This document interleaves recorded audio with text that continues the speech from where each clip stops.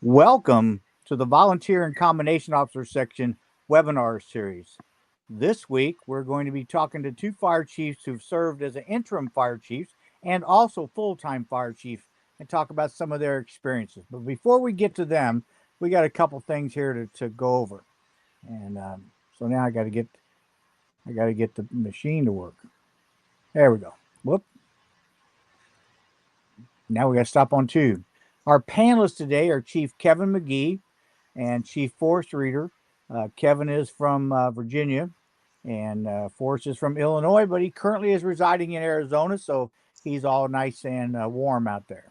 My name is John Buckman, and I'll be the facilitator for the program today. A couple things that we at the Volunteer and Combination Officer section does is we want you to register in the National Firefighter Registry for Cancer program. It is so important. My fire chief at German Township just had, I'll say, successful breast surgery, and the lymph or the items that they saw in there are not cancerous, but she still is going to report that because you have no idea what may happen 1 year, 5 year, 10 years from now, and it can be job related. So please register for cancer at the National Firefighter Registry for Cancer. We need data. We need to prove what we say, that cancer is the number one killer of firefighters in America. Billy Goldfeder had prostate cancer probably about 3.5 years ago now, 4 years ago. Billy and Forrest and I have all been friends. Billy and I have been friends for like 40 plus years. And I'm not ashamed to tell you, I cried when he told me because he said, I knew I was going to get it. I just didn't know when because we all did dumb and stupid things. Men, don't wait till you're 55. Tell your doctor you're a firefighter and you need your prostate cancer tested now when you get to the age 40. So please do that. Go to Billy's website. There you are at 40plusfire.com, and you can download some other resources. Big thing the VCOS does is every November for 24 years, coming up on the 25th presentation, will be Symposium in the Sun. About 650 people come to Clearwater Beach and spend 4 days with us of education and some fun on the beach. We're not going to deny that. And a good opportunity to learn lots of things. The program changes. It's very flexible. We try not to repeat speakers all the time, but we encourage you to go look at Symposium in the Sun. Registration is not open, but get the date on your calendar. Registration will probably open up at about the April 1st. So, but get ready. We want you to show up. We have been sold out for like 8 years, so don't delay because next thing you know, we'll be sold out and you'll be denied registration. So, the IFC has a program called Workforce Solutions. Google IFC Workforce Solutions for you chiefs on this call who need officer development training. Here is one place you can go to get it. There's all kinds of virtual training, and they also provide in person training. And the in person training is most often, I shouldn't say most often, in person training provided by Workforce Solutions is covered by a grant. So your cost is the time to set it up and the location. But V2S encourages you to look at Workforce Solutions for some of your training needs. I will tell you, some of the programs are there for your monthly officer training. You could do that for officer development. A new program that we are testing in about 45 days is a Critical Thinking Academy about teaching our firefighters how to think critically. That was easy to say. That helps them make the right decision, not the instantaneous decision all the time, but the right decision that's right for them, their department, and the community that they serve. Where V2S is very excited about this program. It is brand new. We did do 3 programs in Symposium. This is a different program. This is 3 weekends spread out over a year. And there is some homework as well. And we're going to get some credentials associated with this. Hopefully get Columbia Southern University to buy into this program as well. A couple other things the V2S offers is we have a membership and leadership collaboration program where we'll come in and help you teach your officers how to get along. It's been a successful program. The couple times we have done that. If you have conflict, you have union firefighters, you're a combination system. Even if you're volunteers are a labor force. They may not have a contract like union members, but they are a labor force. And this program will help you understand better how to get along with each other. Beyond Hoses and Helmets is a program we've had for probably close to 30 years. And it's been updated numerous times, so it's not like it's 30 years old, but it is about how to recruit and retain volunteer firefighters. And then here are some of the other things the NVFs that we do. We have a great partnership with the National Volunteer Fire Council, another organization that serves the interests of volunteers. We encourage you to go to nvfc.org, download some of their stuff. They have great training as well. And so do that. The final thing is the ribbon reports. We have several ribbon reports. You can do blue, red, white, gold, yellow, just all kinds of ribbon reports on a variety of topics. The two most recent ones are the lavender ribbon report that deals with cancer prevention, and the yellow ribbon report, which deals with mental wellness and making sure that the things that we see are not impacting us over the long term. So we encourage you to get onto that. And so that's the advertisement for the IAFC VCOS. Now our speakers. And so now it's time for them to talk and for me to be quiet. And so, Kevin, you want to introduce yourself first off? Yeah, thank you, Chief. I'm Kevin McGee. I'm a retired fire chief from Prince William County, Virginia, and I served twice in the same department in Waco Fire Department in Waco, Texas. And John, thank you for mentioning cancer prevention and the cancer registry.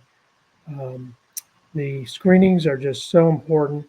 At the symposium in the Sun, I had the ESO test for the upper GI, and I went in for endoscopy, and we found some things that I need to be treated for. It's not cancer, but if it was left untreated, very easily could develop into a precancer and then cancer. So, John, thank you for that. And I'm prevention is the key. Prevention is the key. Yeah.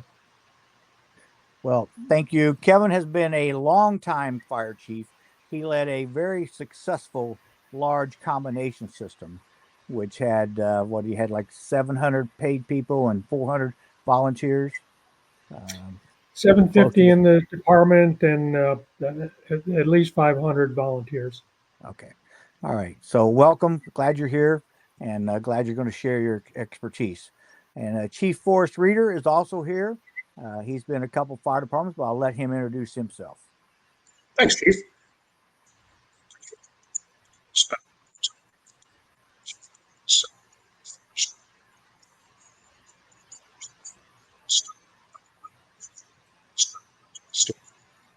The order there.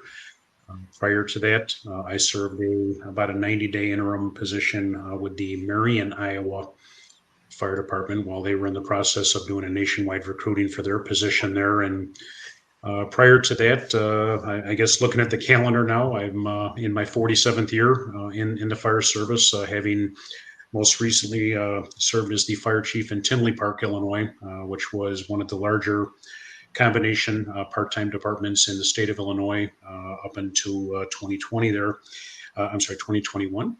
And have really enjoyed the opportunity after retirement from Tinley Park to work in the interim capacity, and found it to be a very, very rewarding experience that, certainly a great opportunity to continue, working in the business and, take a look at a fresh organization, even though for a short period of time, but, I believe it is a great area of opportunity to help those, communities transition and, maintain the continuity of the fire chief's position while they're doing their recruitment processes and that. And Again, thank you, Chief Buckman, for having me here, and certainly an impressive resume of stuff that you rolled out there for us, John. And I know your fingerprints are on each and every one of those things, and you're to be thanked and congratulated for all your efforts in doing that for the combination officer section here.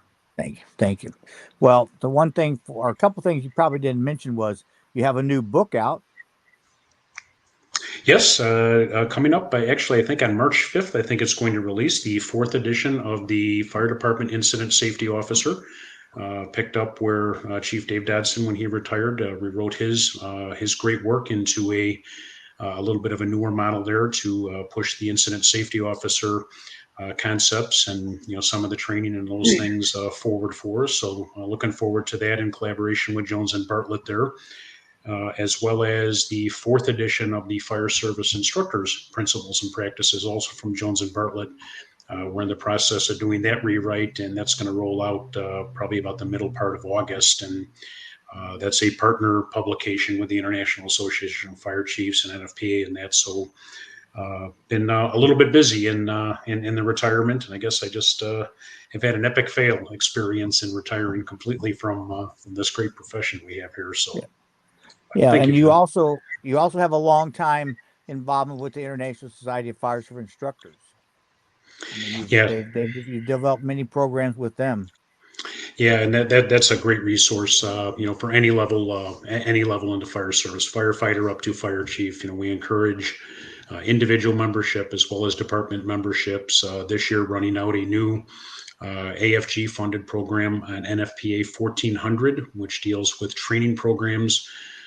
Really, really great, robust program, really geared towards the volunteer and combination departments to help talk about what the 1400 standards have as a resource for departments to teach SCBA training, to do driver training, initial attack operations, rapid intervention, thermal imaging training programs, and that. And of course, visit us at isfsi.org for information on those programs. And we'd love to have some more people jump on and join those classes with us too. So thank you.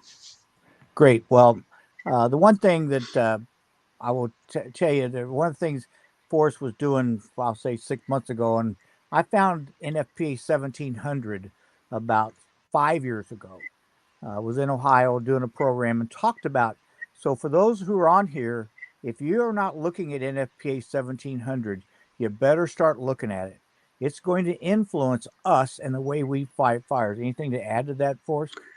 Oh, that's for sure, Chief. NFPA 1700 is the standard on structural firefighting operation, and I'm really kind of super excited for what it's going to present for the fire service in presenting us with an evidence-based approach to how we should be, number one, developing our SOPs and training programs, but ultimately what a modern fireground should look like, reflective of the Underwriters Laboratory efforts, the NIST efforts, many of the research institutes and groups that have chimed in to provide such a great resource document for us. They're looking at strategic decision making, tactical decision making. There's a great section in there that deals with on-scene contamination and the cancer reduction strategies and things there. So really, it's become an all-encompassing document, and I really believe, just like you said, Chief. Departments today need to, get to nfpa.org and take a look at what that standard says, because it's loaded with the fire department shall type of requirements and those types of languages there, and talking about reflecting all of their operations on best practices based on a lot of the UL research and things like that there. And though super challenging, it's also a tremendous opportunity to more align our best practices in the fire service with the research that's been done on our behalf, thanks to all those great groups there. All right, thank you. Well, for those on the webinar, I have put in the chat session, just some questions that we're asking you, so we have a little bit of an idea of who you are. I will tell you that we have, and I'm going to mess up his name because it's Qamar, capital A. So I'm going to say Qamar A is from Pakistan, and he is here. He is the Deputy Director of Rescue and Firefighting there. He also asked a question is, will your book be freely available? And I hate to tell you this, but no, Qamar, you will have to purchase the book from Jones and Bartlett. So if you Google Jones and Bartlett Publishers, you should be able to go to that and see it, and and then purchase it. Sorry, we don't. The United States Fire Administration gives publications away, but the publishers, Fire Penwell, Firehouse, Fire, and Jones and Bartlett, IFSTA, they don't give them away. Sorry, that's the way it is in America. We got to make a little bit of money. So, all right, this is going to be open discussion. We want to see some questions from the audience, but we have some questions that we're going to ask of these guys here. We're not going to leave these questions up, but we have them out. So just so you have some idea where we're going to go, and we're not always going to talk about an interim fire chief, but because some of the same things you do as an interim fire chief will be what you do as a full-time full fire chief. And the one thing that I will tell you, and I'll let Kevin go first about interim fire chief, and I'm maybe stealing some of your thunder there, but Kevin made a comment in the planning of this is go slow in order to go fast. Now I took what you were talking about, Kevin, and made that quote up, so to speak, is that you go slow and you'll go fast. But if you try to go fast, you're probably going to go slow. Kevin, go ahead. Yeah. Thank you, John. I think the biggest difference between being an interim chief and being a permanent chief is you have a very narrow window. And you really don't know for sure how much that window is going to be open. In my case, I was recruited to do a 2-month interim assignment, and it turned into just over 8 months. And so there was an expectation that we were going to get some things done. There was a good deal of, I would say, anxiety about, well, you bring somebody in from the outside, what are they going to do? What can they do? They're going to come in, kick their feet up on the desk and ride this out. And to me, that's not an ethical approach to doing the position. I was sworn in as the fire chief.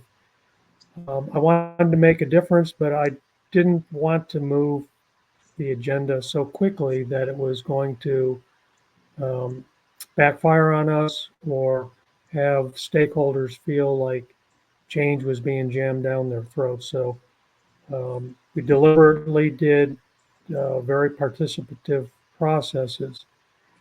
And in actuality, got a little bit of pushback from fire officers on, they supported a couple of the changes that we were working on, but they didn't have the trust. It's like, you're going to come in, then you're going to be gone, and why should we put this effort in? Because once you're gone, there's a new chief, they may not like it. And my response to them was, this is an important thing, and it was about firefighter safety and health and wellness. It's like, I'm going to give 100% to help you in your department. I'm committed to you. We just need to take the chance together that we're going to get this accomplished. And so I worked hard to get over that kind of anxiety and concern. But some of the changes wasn't universally approved. So we spent time to understand the various stakeholders' concerns, get their input, and find the middle ground where we can get the outcome that we could all live with. So everybody had the opportunity to be heard. We did a processes that where it was fair, and we showed respect for each other. And in the end, even though there may have been things that each of us would have done differently, we agreed that we would accept the outcome that we could all live with. Well, Forrest, Kevin, let me go to Forrest for a minute. Yep, go ahead. Because you just talked about something. Forrest, I want you to sort of elaborate. In your experience, whether it's a full fire chief or interim, is that change is not universally accepted. And Kevin mentioned a couple things that he did. Any other advice for that fire chief, interim or full, what they need to do in order to help get that change universally accepted? Yeah, I think in a lot of situations, John, that in any sort of leadership change in the fire service, I guess even life in general is going to bring some uncertainty and a little bit of a little bit of concern over what direction are we going to take and what's going to be the new initiatives, what's going to go away and what's going to be brought in, type of thing there. So obviously I'm been down the road a couple of times now, having come into new departments, full-time position, as well as working in new departments as the interim chief. And that always had been the number one thing that I always tried to accomplish, is very clearly I wanted to be able to, this is what I'm here to do.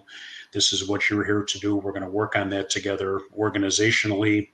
I tried to build my decisions always based on four tenets: to be a little bit better, to be a little faster, to be a little safer, and a little bit smarter. And if I use the better, faster, safer, smarter is kind of my decision making model, showing that, really at the end of the day, it was all about the service on the streets and being able to deliver that good product out there.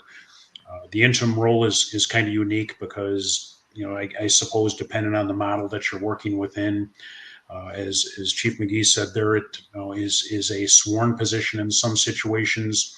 Both of my positions, I worked for an independent contractor who was a temp agency who, while they were assisting with developing the recruitment and things there, they were able to place me in there just to try to continue to bring the stability there. But while the recruitment was going on. But I think, John, the easiest way there was just a kind of an abbreviated form of a commander's intent type of thing. These are my expectations of the organization. This is what you can expect of me.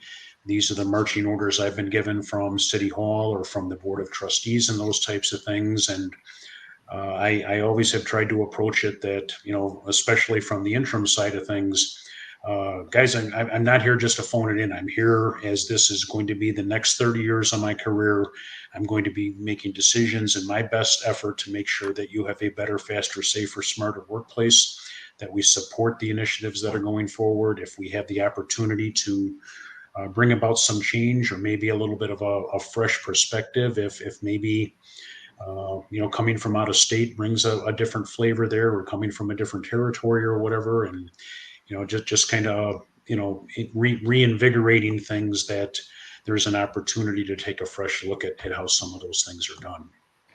All right. Well, okay. So I'm going to repeat it: better, faster, safer, smarter. That is Yes, sir. one. I'll just say that is Forrest's ethos of how he leads and how he behaves. And so that's for making notes.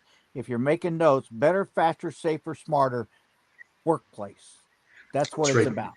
And it, where that gets us, I think, John, is that it's better every day. It's to be better every day. And in Sterling, that we've kind of adopted that as our motto. In my interim time there, we made up a little challenge coin and some stickers, and we're keeping the better, faster, safer, smarter in front of everybody, and being better every day, and just trying to continually, in an uncertain time, trying to bring some stability to the organization, to the community. Obviously the fire chief is the front-facing face, politically and administratively, to the department, supporting those who are out in the streets every day doing the work and things like that. And I've, like you say, John, my ethos, I've always tried to, any presentation that I took to City Hall, anything that I requested of the city manager or the Board of Trustees, I tried to use at least one of those four words within it. This is organizationally going to make us better. This allows us to respond safer. This allows us to be on the scene faster.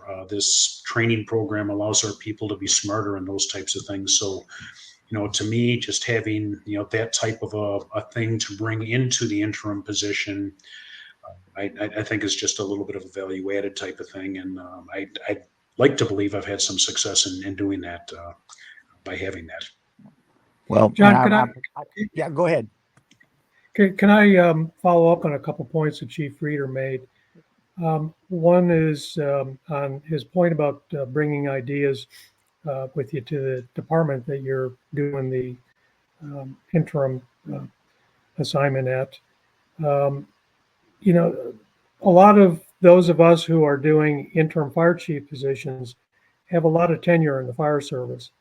And there's maybe exposures and experiences that we will bring into a department that they haven't experienced in the department that you're going to. So, so we also have a role in being um, a knowledge transfer agent and to coach and to share practices that can help make their organization better. And I have an example of that when I with my interim assignment where we had to do budget cuts already for the budget process, and I showed the department how to do some cost recovery efforts, and in particular, you go through a process for full cost recovery for fire inspections and plan review processes. And that offset some of the cuts that they were going to be forced to have to make. The other point that I wanted to follow up with Chief Reeder's comments is on expectations, and it's important to lay out expectations. But in addition to that, what I wanted to know from stakeholders were what are the expectations that you have for me, so that we can share our understanding of let's get started quicker with what we need to do. If we each know what the expectations are for each other, and if I were to violate the expectations an expectation they had for me, I gave them the responsibility to call me on it so that I can check it. If there's an expectation that's unrealistic, then we would talk through that point. Well, I was going to go on one of the comments that Forrest said about the commander's intent. And so it's the interim fire chief's intent. So can you talk a little bit, Kevin, about how to overcome that fear? You went to a large career department. Forrest went to a smaller combination department. But still, the firefighters are afraid of change. Forrest said that earlier. So how did you overcome some of that fear? Well, I wanted to build trust with the team. And so the first thing I did when I arrived, even before meeting with city manager's office, was meeting with the command staff.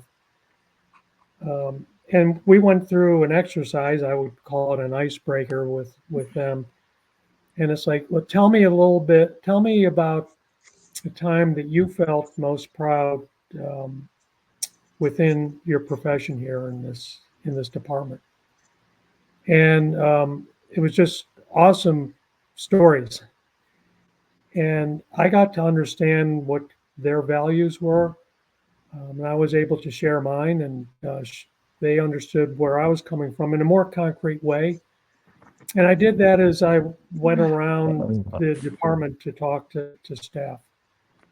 One of the things that I think separates a interim from a permanent chief is I was living in a hotel.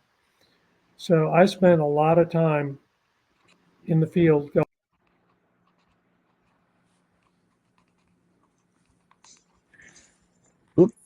We lost Kevin real quickly there.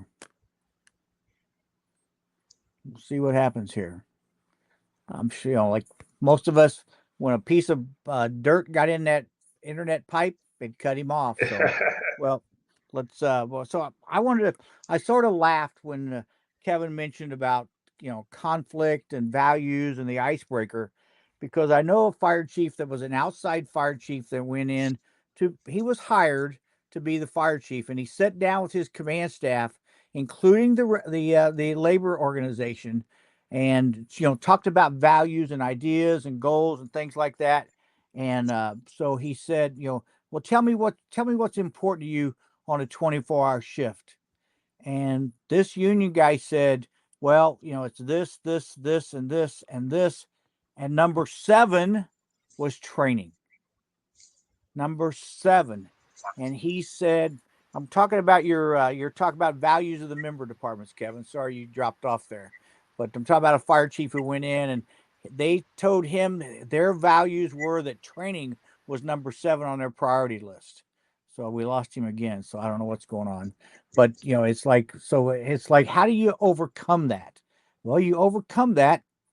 You stand up and you say, we're going to change training to a higher priority. But you do have to get buy-in. And he did mention that.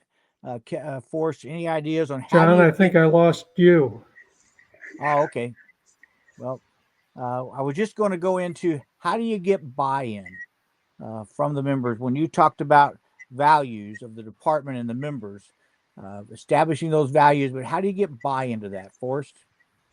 Well, I think that becomes a what right looks like, Jen, and again, I think if early you establish the what right looks like, and to me, in our business, what matters is going on calls and getting ready to go on calls. And getting ready to go on calls means physical fitness, training, making sure the rigs and the equipment and the people are ready to go.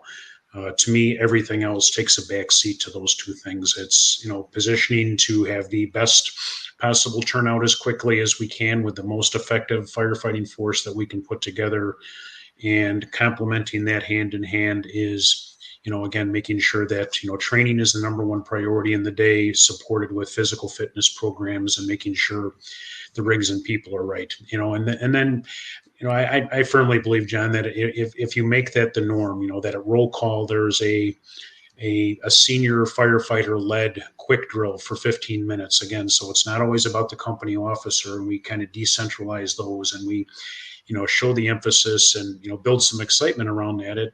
End of the day, you want training to be a looked forward to part of the day. And, and that has to be supported from the top of the organization to the newest recruit in there. And, by having that type of, energy and that type of support in doing those things, I believe that if those things are functioning well, you're doing a good job on the street, you're training, you're fit, you're making sure things are ready to go.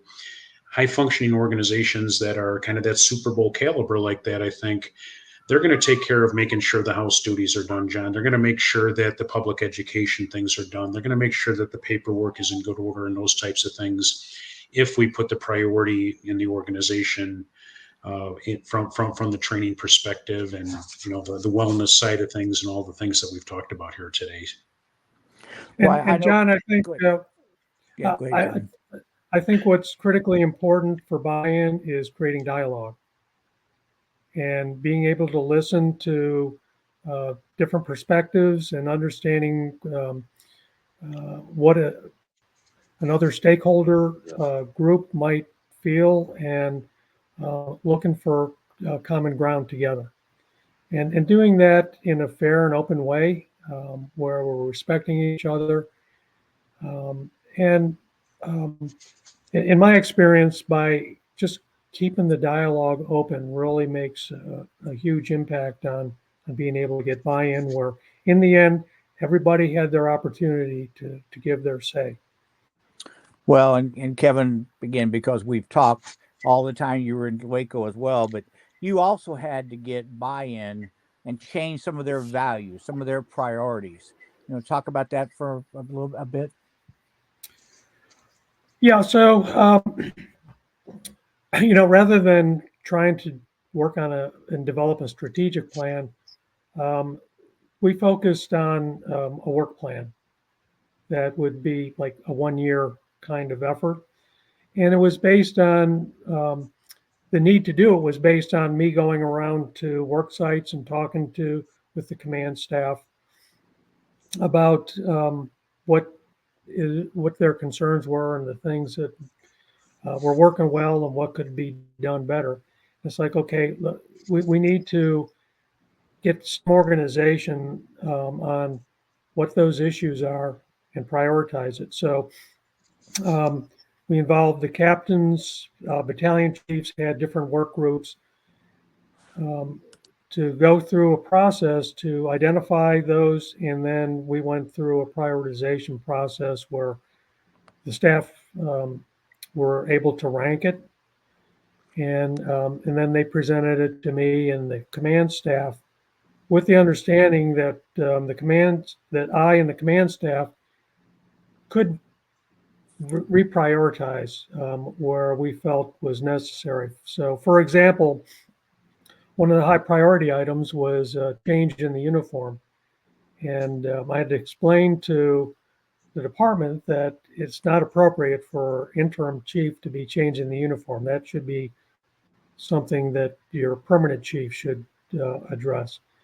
And they had cancer prevention as sort of down towards the middle, and we moved that up. And that was an area that I knew that the command staff and I could make an impact with during the time that I was going to be there, and we did. So that was the approach we took, and it was something new for the department. They didn't really know how to take this guy from the East Coast with this process, but in the end, it worked out, and we were able to have some impressive accomplishments because it was done through a team effort.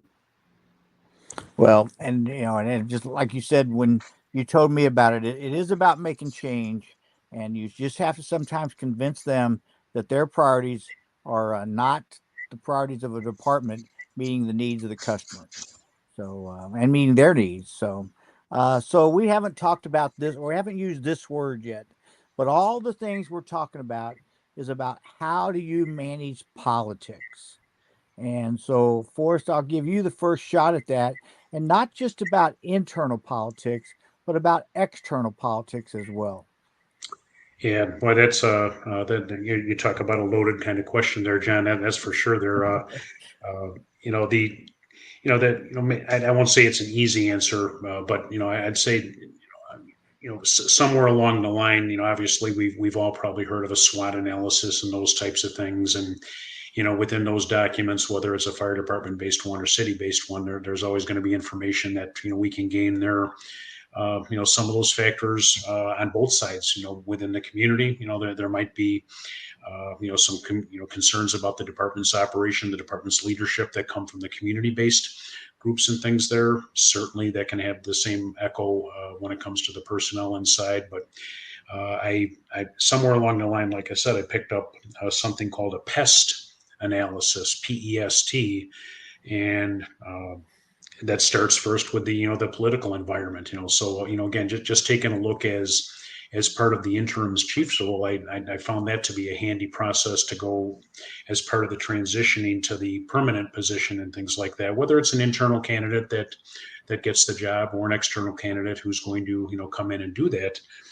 You look at the political factors, you look at the economic factors, you look at the social factors, again, which is, I think, a good complement to that. And then the technology piece and, where those vulnerabilities are. But, to me, it's about relationships and having conversations. I don't know, John, maybe you even said it years ago or whatever in one of your early writings and things there, but, it's about being able to have conversations, both difficult ones, critical conversations and those types of things.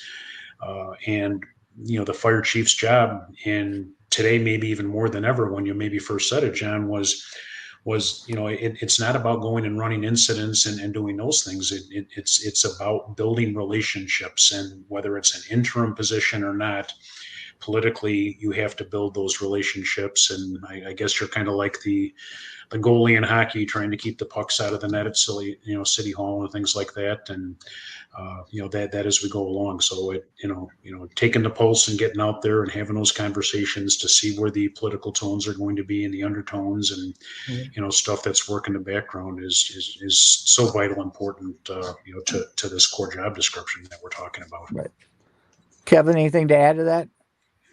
Yeah, I think it's a good question for me because I experienced that like within the first few weeks of going into the interim position, where we had to present to the city council what our goals were for the fiscal year. And so we had to put that together quickly. What's important when you're in that position is you have a boss. And so I reported to the city manager's office, and that was another team. So we had city managers, the deputy city manager, city attorney, HR director, and we would work through the issues. They knew the lay of the land from a political standpoint on what is doable and what might be a landmine. And so we ultimately put some very important goals out there that they were able to support, for me to communicate to the city council, that really would push the level of service that we were going to have to provide within the next year. And that gave us the opening to do some purchasing and some other initiatives that, and this was for witness cardiac arrest survival. We made a commitment to improve our that service level. The other thing is being seen in the community. And another benefit of living in the apartment or in the hotel was on weekends, I would get out to the community. Each Sundays that I was there, I would go to a different house of worship, and I'd go in Class A uniforms, and I was really taken back on how meaningful that was to the community to see their fire chief. City events I would attend, events in the community. Just being there and being seen that, okay, I was perceived as somebody who really felt like they had a stake in the community, which I felt I did. I wanted to be there for us to provide the best possible service. So those are some of the things that I consider from the political perspective. Yeah, let's go back to, I think, Kevin, you said this in the very beginning, that leaders want to make a difference. And so whether you're interim fire chief or you just got promoted, accepted a position, or maybe you're not even a fire chief. You could be a captain or a battalion chief. So how do you measure making a difference? I'll go to you first, Kevin. How do you measure making a difference? Well, I think there's a subjectivity to that question, and there are things that you can measure. I mean, if you go in and you develop a work plan, and you're able to click off some of those accomplishments, then that's something that's measurable. One of the things that I committed to the city manager was there were a couple of projects that we undertook that required adaptive change that I communicated to him that I felt like I had to get that done before I go. So it wasn't on the permanent chief's plate. So whoever the new chief was, can start with their agenda to move forward without having these legacy items. And the most important one that I felt that I undertook, I was able to get.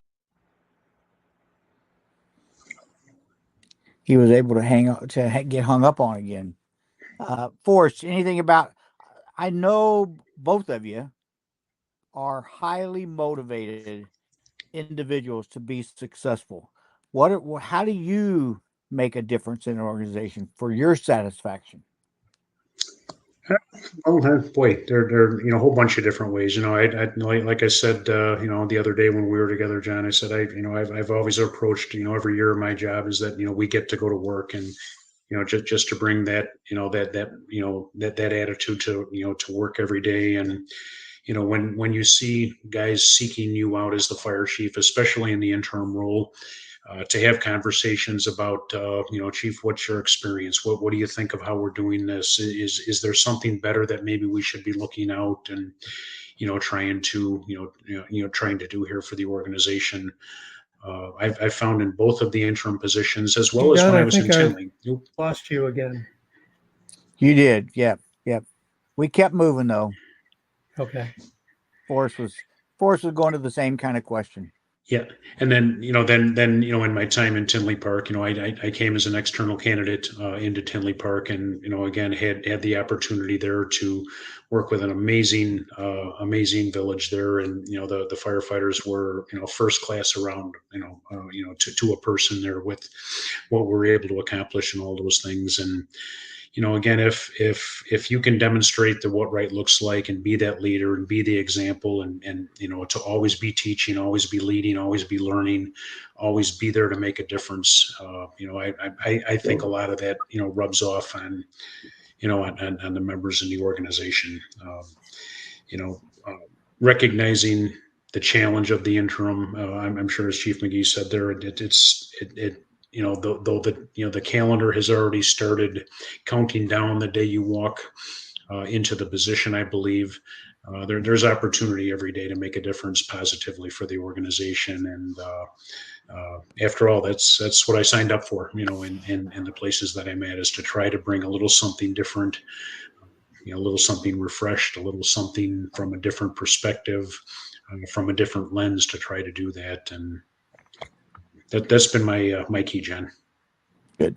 Well, I'm just checking this chat session. I don't see any questions there, but I wanted to, let's sort of try to wrap this up here. We're at about 14 minutes before the hour. We usually go about 50 minutes, but we'll go. So, what advice, Kevin, would you give that person who's considering becoming an interim fire chief? So, I'm thinking about it. I think, I just retired. I hear about it. I'm going to go out and apply for a couple of positions. What advice would you have for that person considering becoming an interim fire chief? I think the number one thing is make sure you have the flexibility to carry through. So that if you're offered an assignment as an interim and it's going to be a couple months, it could turn out to be a year. And most of them do, don't they? I mean, most of the interim fire chiefs, they go for a short period and end up being there for a year or two. I would say, for the most part, it's going to go beyond what they because something always will get in the way with whatever the selection process is. Right.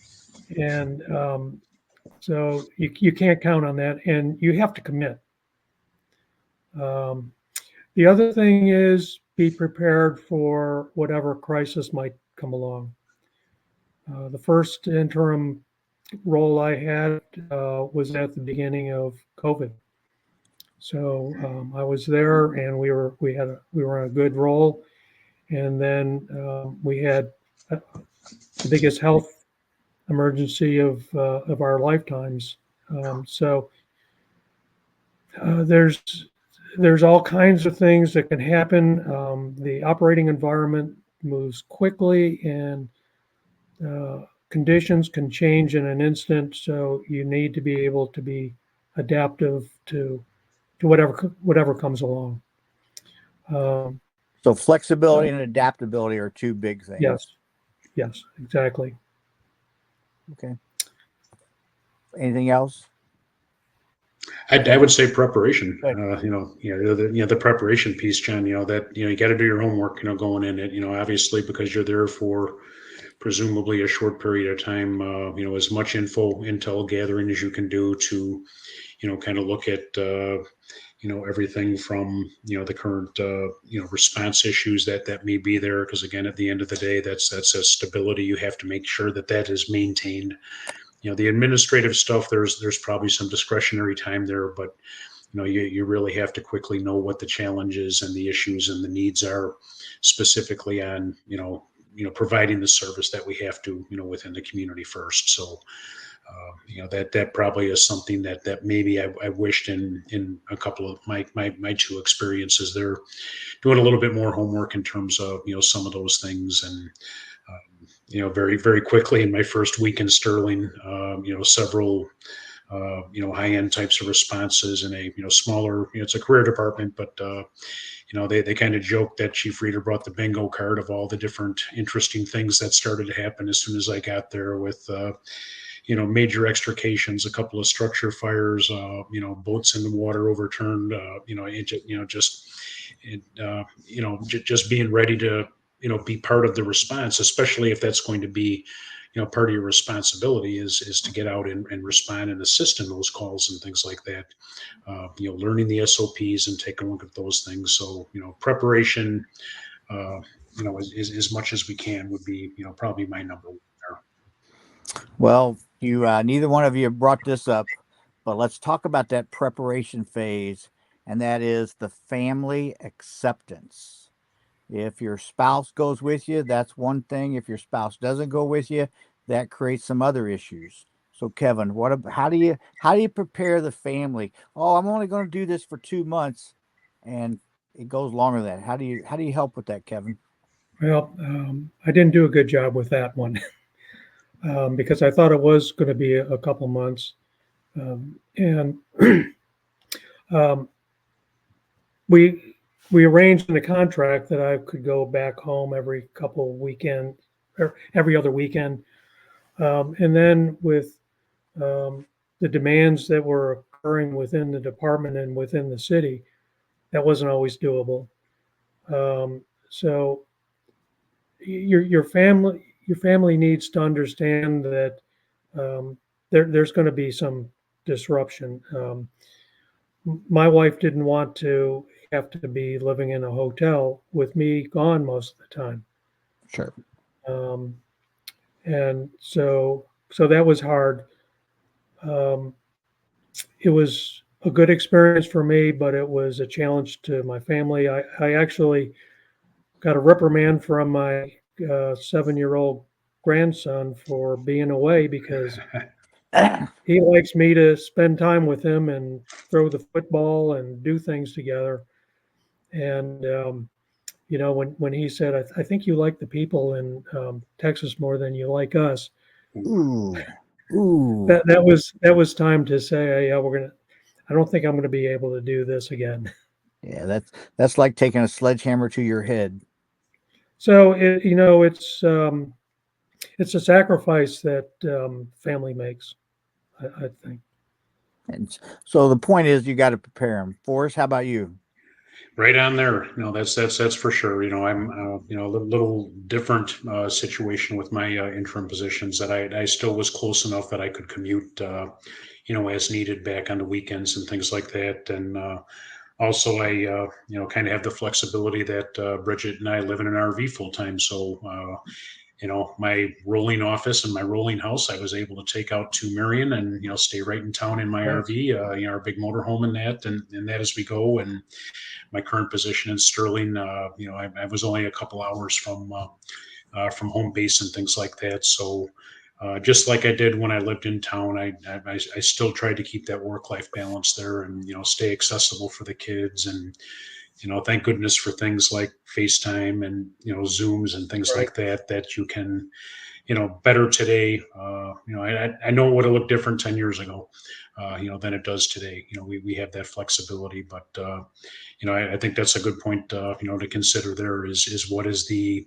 off-duty time, especially if this is a post-retirement type of position, going to look like. And you know, uh, probably within the contract and within the scope of your employment, making sure that you've got those things spelled out very clearly, not just for the city manager and trustee side of things, but with the personnel, as well, that, I'm going to be here this day, these days to these days, traveling some on the weekends or whatever that looks like. I think that has to be, part of the, what's this, role going to look like within the department too. Right.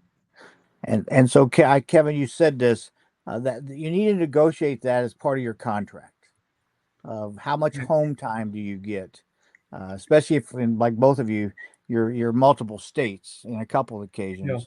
And so I think that's a good suggestion is negotiate that in your contract that they're going to fly you somewhere, or they're going to pay for this or pay for that. And it's not just about getting a salary and benefits. Anything to add on that? Yeah, and I would say the city I was interim at was very good to me. If I needed to be home, they supported that. I was able to take care of the things that I had to do remotely in those cases, and had a great command staff that could keep things rolling in my absence. Um, so I think that was one of the things that helped sell me was just the support that I was getting from the city and the commitment that they had that, hey, we know that, you have to balance your family needs. All right.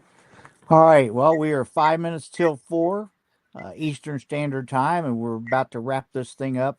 So, Nan or Sherry, I'm sorry, Nan was our previous webinar manager. Can you bring the slides back up, Sherry?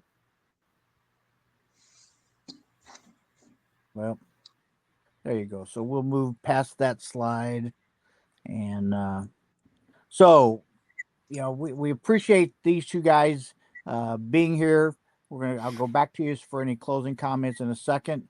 But if you have an idea or an issue that you believe the VCOS should be concerned about, call me, email me, text me, whatever, get a hold of me, and we will help you get to the right people.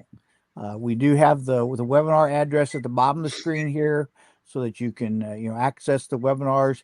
They are recorded. We're not just the VCOS does webinars, so we encourage you to do that. And then here we are finishing up for today, and I'll let Forrest go first in any closing comments you have. Well, first off, thanks to you, Jen, and the staff. Very professional environment to get these done, and I thank everybody for making that happen. But I just like to echo a lot what Kevin said. There is that this isn't a placeholder position by any stretch of the imagination. There's too much at stake to approach it from that way. That I'd like to try to consider it as a bridge to the future for the organization, to the future leadership. And I believe we owe it to that organization, to the members who work there and will work there probably for their entire careers, to help them set the table. So, in general, that's what I believe we're there to do, is to set the table. And, I want to have it ready, so that the successor to the interim position can hit the ground running and get in and make it their own then. Thank you very much. A good statement. So the successor can hit the ground running. Kevin, closing comments? Yeah, I want to echo Chief Reeder and thank you for inviting us to participate with all of you today. And just want to emphasize how valuable and how rewarding having the opportunity to do an interim position where, even though those of us who are retired, we still want to be able to contribute. And if there's a way to do that, I think this is a great opportunity for both a department, a local government, or fire protection district, as well as the retiree, to be able to see a different way of providing service and a different kind of environment. After being in retirement mode, I felt like, well, maybe I don't want to close the door completely. It made so much effort to build a knowledge set and skill set that I think I have a little bit more to give. And so this was the way to do it for me. A great experience. I think that we're going to see more of this in the future around the country. Those of you who are nearing retirement, consider this as an additional way that you can give back to the fire service. Thank you, Kevin. Well, I will say this about my closing comments will be about these two individuals who came on here today. I respect each of you as a person and as a leader. And you both are character have or you have leadership characters. No, that's not what I meant. You are leaders who manage with character, and that includes you. values, morals, ethics, all those kind of things. And we have so many of our fire chiefs who get in there, interim or whatever, and they forget where they came from. And neither one of you have forgotten where you came from. So yes, you are characters as well as leaders who have character. Yep. Both of you are characters, and I thank you very much for coming on. And our invisible face that we never see is Sherry Lagarza. She is our webinar manager. And Sherry, we appreciate your help in getting this program up and running and changing a couple of my slides to make them look better. So thank you very much, Sherry, as well. So with that, we're going to wrap it up. It's 4:00. We are 41 minutes over, or 41 seconds over. That's because John talks too much. So thank you very much, and goodbye, all in attendance. Thank you. Thank you. Thank you.